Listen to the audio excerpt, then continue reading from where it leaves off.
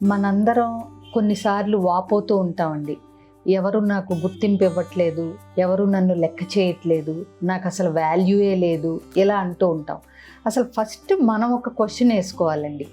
మనకు మనం వాల్యూ ఇచ్చుకుంటున్నామా? ఎదుటి వ్యక్తులు ఇచ్చేది పక్కన పెడదాం.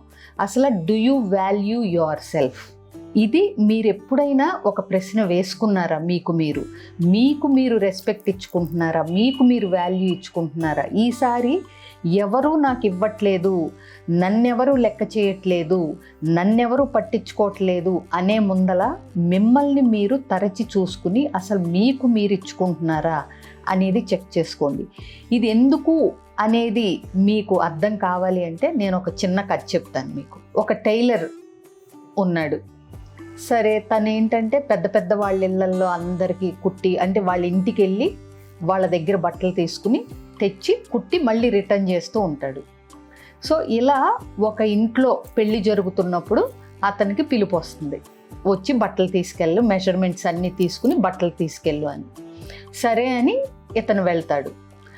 వెళ్ళి కూర్చుని వాళ్ళకి ఇన్ఫార్మ్ చేయబడుతుంది వచ్చాడని. బట్ అందరూ ఎవరి పనుల్లో వాళ్ళు ఉంటారు తప్పితే ఓ 10 నిమిషాలు కూర్చోండి వస్తున్నాం అని చెప్పి ఎవరి పనుల్లో వాళ్ళు, ఒకళ్ళు ఫోన్ మాట్లాడుకుంటూ ఉంటారు, ఒకళ్ళు జస్ట్ ఇప్పుడే 5 నిమిషాలు బయట ఉన్నాను నేను, 10 నిమిషాల్లో వస్తామని చెప్తారు. ఇలా ఇంట్లో ఉన్న 6 డజన్ మంది పిల్లలు పెద్దలు ఎవరి పనులు వాళ్ళు చేసుకుంటూ ఇప్పుడే వచ్చేస్తాం అప్పుడే వచ్చేస్తాం అంటారు, కానీ గంట సేపు అయినా కానీ ఇతన్ని ఎవరూ పట్టించుకోరు. ఈ లోపల ఇంకొక టైలర్ వస్తాడు.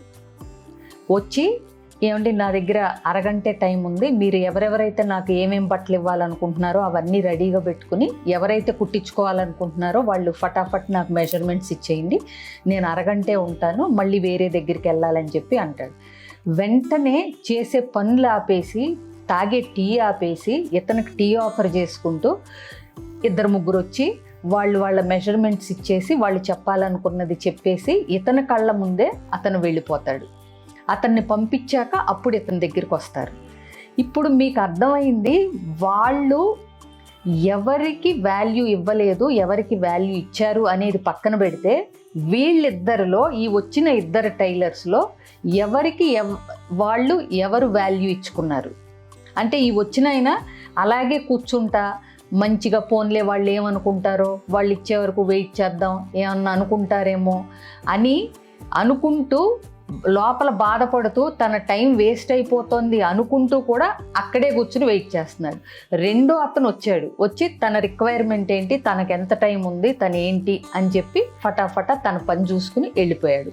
ఇంకో విషయం, మీరు మొదటి వ్యక్తి వెయిట్ చేసే వ్యక్తి కంటే రెండో వ్యక్తే కాస్ట్లీ టైలర్ కూడా, అంటే బట్టలు కుట్టినందుకు కూడా అతనే ఎక్కువ ఛార్జ్ చేస్తాడు. అంటే మీకు ఇక్కడ అర్థమైంది ఏంటంటే, ఇది నేను ఎందుకు చెప్పానంటే ఈ స్టోరీ, ముందు అసలు మన టైంకి, మనకి, మన పనికి మనం వాల్యూ ఇచ్చుకుంటే ఎదుటి వ్యక్తి ఇవ్వటం మొదలు పెడతారు. ఒకవేళ అంత వాల్యూ వాళ్ళు ఇవ్వని పరిస్థితుల్లో ఉంటే కనుక మనల్ని మాత్రం ఇబ్బంది పెట్టరు. మేమంత ఇచ్చుకోలేములేండి, వేరే టైలర్ని చూసుకుంటాం, మీ టైం వేస్ట్ చేయమని చెప్పి పంపించేస్తారు తప్పితే అక్కడే కూర్చోబెట్టి మీ టైంని మీకు వాల్యూ ఇవ్వకుండా ఉన్నారు అనేది మీరు ఫీల్ అవుతున్నారు అంటే ఫస్ట్ మీకు క్లారిటీ ఉందా? నా టైంకి ఒక వాల్యూ ఉంది, నేను ఇంతసేపు వెయిట్ చెయ్యను అని వీళ్ళకి చెప్పాలి అనే క్లారిటీ ఆ టైలర్కి ఉండుంటే అతని టైంకి వాళ్ళు కూడా వాల్యూ ఇచ్చేవారే కదా, అవునా?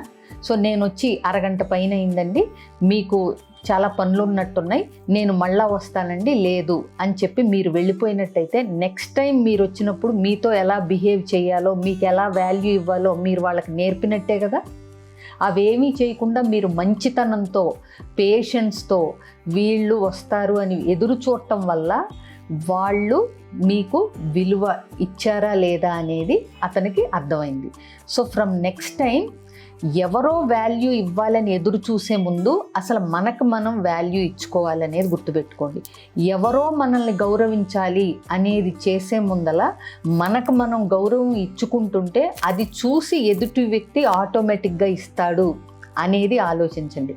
సో ఎవరికైనా ఇప్పుడు నా మాట అంటే ఎవరికి లెక్కలేదు, అది రిలేషన్షిప్లో అవనివ్వండి, లైఫ్లో అవనివ్వండి, బిజినెస్లో అవనివ్వండి, ఎక్కడైనా సరే నాకు రెస్పెక్ట్ లేదు, నాకు వాల్యూ లేదు, నేను చెప్పే మాట వినరు, నన్ను పట్టించుకోరు, ఇలాంటివి చెప్పే ముందల ఇవన్నీ ఎదుటి వ్యక్తి చేయటానికి మీ దగ్గర ఏమి లక్షణాలు ఉన్నాయి? మిమ్మల్ని మీకు రెస్పెక్ట్ చేసుకునే లక్షణం ఉందా? మీరు ఎఫర్ట్స్ పెట్టి ఆ రెస్పెక్ట్ డ్రా చేసే లక్షణం ఉందా? మీకు మీరు ఒక క్లారిటీ ఉందా ఎలా ఉంటే మీ లైఫ్కి మీకు యూజ్ అవుతుంది అనేది? ఇవన్నీ ఉంటే ఆటోమేటిక్గా ఎదుటి వ్యక్తి నుంచి మీకు అవి స్వీకరింపబడటానికి మీరు అనువుగా ఉన్నట్టు లెక్క. అంటే నాకు రాలేదు, నాకు ఇవ్వట్లేదు అంటే ఏది రాదండి. ప్రతిదీ మనం సంపాదించుకోవాలనేది గుర్తుపెట్టుకోండి. You should earn respect. అంతే, ఇచ్చి పుచ్చుకోవాలి. మనం ఇస్తే మనకి వస్తుంది. అలాగే మనకి ఇచ్చుకుంటే ఎదుటి వ్యక్తి మనకి ఇస్తారు. ఇప్పుడు ఇచ్చి పుచ్చుకోమన్నప్పుడు కొన్ని మనం ఎదుటి వ్యక్తులకి ఇస్తాం, కానీ అదే రెస్పెక్ట్ మనం కూడా ఇచ్చుకుంటేనే ఎదుటి వ్యక్తి కూడా మనకి ఇస్తారు. కాబట్టి ఇంకొకటి, ఇవన్నీ మీరు పుష్కలంగా మీకు మీరు చేసుకుంటూ ఎదుటి వ్యక్తులు మీకు ఇవ్వట్లేదు అని మీరు స్టిల్ అనుకుంటుంటే కనుక మీరు అర్థం చేసుకోవాల్సింది ఇంకొక కోణం ఉంది ఇందులో. So you value your self, you respect your self, you trust your self. అంటే మిమ్మల్ని మీరు నమ్ముతారు, మీకు మీరు గౌరవాన్ని ఇచ్చుకుంటారు, మీకు మీరు వాల్యూ ఇచ్చుకుంటారు, మీకు మీరు క్లారిటీతో ఉన్నారు. మీరు అంటే ఎలా ఉండాలి ఒక వ్యక్తి అనుకుంటారో మీరు అలా సాటిస్ఫైడ్గా ఉన్నప్పుడు ఎదుటి వ్యక్తి మీకు వాల్యూ ఇచ్చారా లేదా అనేది మీరు పట్టించుకోవాల్సిన పని లేదు. అందరికీ వజ్రం విలువ అర్థమవుతండి. కొన్ని వజ్రాన్ని వదిలేసుకునే వాళ్ళు కూడా ఉంటారు, దాని మీద మట్టి ఉందనో మరకుందనో అని చెప్పి.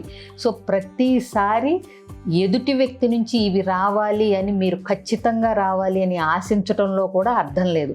మీ వాల్యూ మీకు తెలిసినప్పుడు, మీకు మీరు రెస్పెక్ట్ ఇచ్చుకుంటున్నప్పుడు, మీ లైఫ్లో మీకు రెస్పెక్ట్ ఇవ్వని వాళ్ళు, మీకు వాల్యూ ఇవ్వని వాళ్ళు ఉండాలో వద్దో కూడా డిసైడ్ చేసుకునే కెపాసిటీ, ఆలోచన, పరిపక్వత మీకున్నాయి అనుకోండి. సో మీరు ఏ రకంగా చూసినా పెద్ద బాధపడాల్సిన పని లేదు. మీకు మీరు వాల్యూ అండ్ రెస్పెక్ట్ ఇచ్చుకోవట్లేదా? ఆబ్వియస్గా ఎదుటి వ్యక్తి ఇవ్వట్లేదని మీరు బాధపడాల్సిన పని లేదు, ఎందుకంటే మీరే ఇచ్చుకోకపోతే వాడు ఇవ్వడు కదా. 2, మీకు మీరు వాల్యూ ఇచ్చుకుంటున్నారా? అప్పుడు ఎదుటి వ్యక్తి ఇచ్చాడా లేదా అన్నది మీరు పట్టించుకోవాల్సిన పని లేదు. వాళ్ళని ఎక్కడ ఉంచాలో మీరు తెలుసుకుంటే చాలు.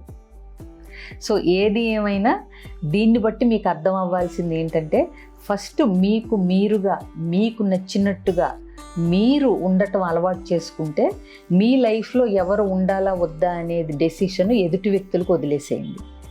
సో ఇది మీ లైఫ్ని డెఫినెట్గా చాలా తేలికగా, ఈజియర్ టు లివ్ అనే విధంగా మారుస్తుందంటంలో అస్సలు అతిశయోక్తి లేదండి. ఫస్ట్ మీ వాల్యూ ఏంటో మీరు తెలుసుకోండి. సో ఇలా మీరు తెలుసుకునే ప్రయత్నం చేస్తారని నేను ఆశిస్తున్నాను. ఇది మీకు నచ్చితే కనుక మీరు ప్రయత్నిస్తూ ఉండి ఈ డిఫరెన్స్ మీరు చూడగలుగుతాము, ట్రై చేస్తాము అని అంటే కనుక నాకు కామెంట్లో టీ అని పెట్టండి. అంటే ట్రై, నేను ఇది ట్రై చేస్తాను అనే దానికి గుర్తుగా టీ అని కానీ థమ్స్ అప్ కానీ పెట్టండి నాకు. Thank you.